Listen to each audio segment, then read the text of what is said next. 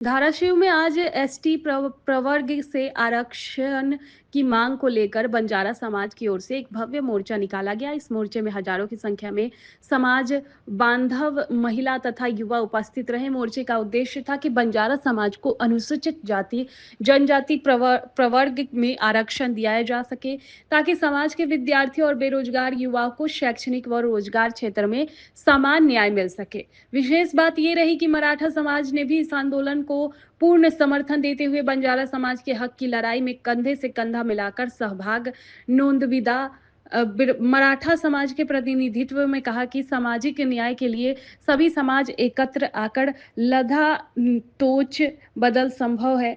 मोर्चा शहर के प्रमुख मार्ग से होते हुए जिलाधिकारी कार्यक्रम पर पहुंचा। यहां समाज जिलाधिकारी को निवेदन सौंपा। नेता ने सरकार से मांग की कि बंजारा समाज को अनुसूचित जनजाति प्रवर्ग में आरक्षण देने का निर्णय तत्काल लिया जाए, अन्यथा आंदोलन और उग्र रूप धारण करेगा। मोर्चा शांतिपूर्ण व अनुशासित तरीके से किया गया।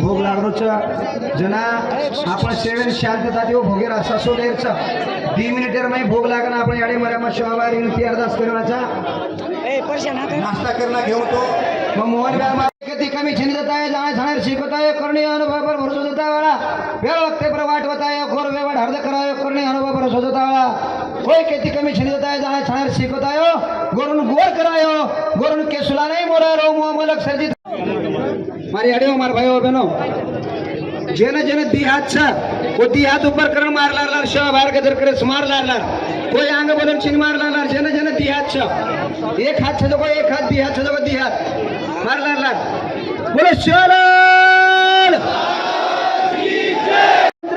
नायक की रामराव महाराज की लाखा गोर की नायक काशीनाथ की डॉक्टर बाबा साहेब आंबेडकर की शाहू फुले की छत्रपती शिवाजी महाराज की संत गाडगे बांधवांचं पहिल्यांदा मी आभार मानतो।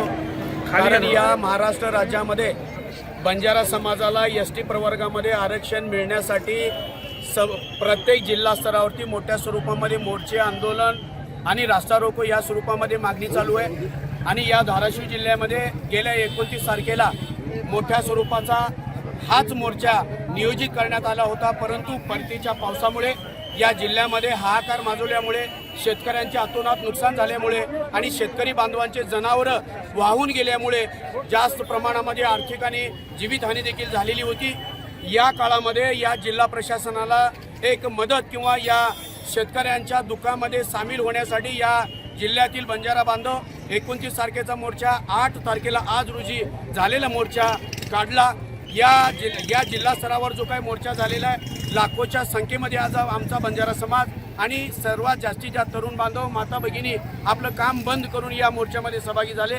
कारण का त्यांचा हक्काचं जो काही आहे आरक्षण त्यांना माहिती झालेलं आहे, आता कळून चुकलेलं आहे। आणि या मोर्चाच्या माध्यमातून मी या राज्य सरकारला आणि केंद्र सरकारला एक विनंती करू इच्छितो की देवेंद्रजी फडणवीस साहेबांनी वेगवेगळ्या मंचावरती आमच्या बंजारा समाजाला एसटी प्रवर्गामध्ये आरक्षण मिळवून देण्यासाठीचा शब्द दिलेला आहे। आणि शब्द दिल्याच्या नंतर आम्ही या भारतीय जनता पार्टी पक्षाला भरभरून दिलेला आहे आणि आमच्या बंजारा समाजाच्या ताकदीवर आज बीजेपी सरकार आज सत्तेमध्ये आहे। मी सर्व तिघा सरकारना अजितजी पवार साहेब, देवेंद्रजी फडणवीस साहेब आणि एकनाथजी शिंदे साहेब यांना विनंती करू इच्छितो की आमच्या बंजारा समाजाला गॅजेटच्या नोंदीच्या अनुषंगानं निजाम काळातील जे काही 1881 ते 1941च्या जनगणनेमध्ये जे काही तरतुदी आहेत जे काही महसूल पुरावा याच्या अनुषंगानं आम्हाला देखील महाराष्ट्र राज्यातील बंजारा समाजाला देखील एस.टी. प्रवर्गामध्ये आरक्षण मिळवून द्यावं हीच आमची एक प्रमुख मागणी आहे। समजा जर आमच्या बंजारा समाजाला येत्या 17 तारखेपर्यंत या महाराष्ट्र सरकारने देवेंद्रजी फडणवीस, अजित पवार आणि एकनाथजी शिंदे साहेबांनी जर आम्हाला न्याय नाही दिलं किंवा आमच्या बैठका जर नाही घेतलं तर आम्हाला एक दिशा नाही जर त्यांनी दाखवली तर आमचा बंजारा समाज आता खवळलेला आहे। आमचा बंजारा समाज रोजंदारी करतो, इमानदारीनं जगतो आणि हा लढवया समाज आहे, शांततेचं प्रतीक आहे आणि आमच्या बंजारा समाजाला फक्त मतदानापुरती या राज्यामध्ये वापर केलं जातं आणि मतदान संपल्याच्या नंतर या बंजारा समाजाचा फेकून दिल्यासारखं वापर या ठिकाणी होतोय। तर या जिल्ह्यातील सर्व जे काही आमदार खासदार असतील यांना देखील मी कळकळीची विनंती करू इच्छितो की आमचा जो बंजारा समाज आहे, आमच्या बंजारा समाजाला आरक्षण मिळवून देण्यासाठी होणाऱ्या अधिवेशनामध्ये आमचा प्रश्न त्या ठिकाणी उपस्थित करावा।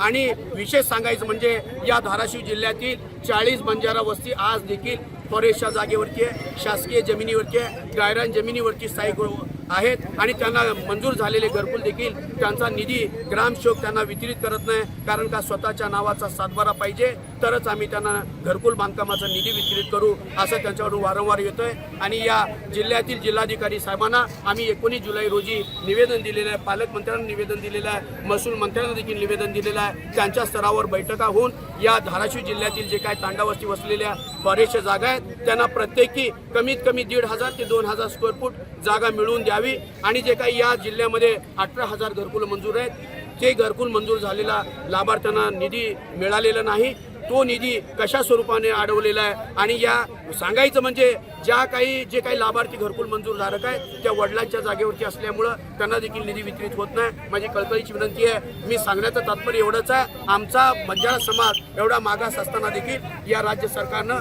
आणि केंद्र सरकारनं आम्हाला जाणून बुजून या एस.टी. आरक्षणापासून वंचित ठेवलेला आहे। आमचा आता अंत पाहू नये। देवेंद्र फडणवीस साहेबांना कळकळीची विनंती, आमच्या बंजारा समाजाला तर तुम्ही एस.टी. आरक्षण जर दिलात तर देवेंद्रजी फडणवीस साहेब आमचा बंजारा समाज तुम्हाला खांद्यावरून खाली उतरवणार नाही एवढी देखील त्यांना खात्री देतो।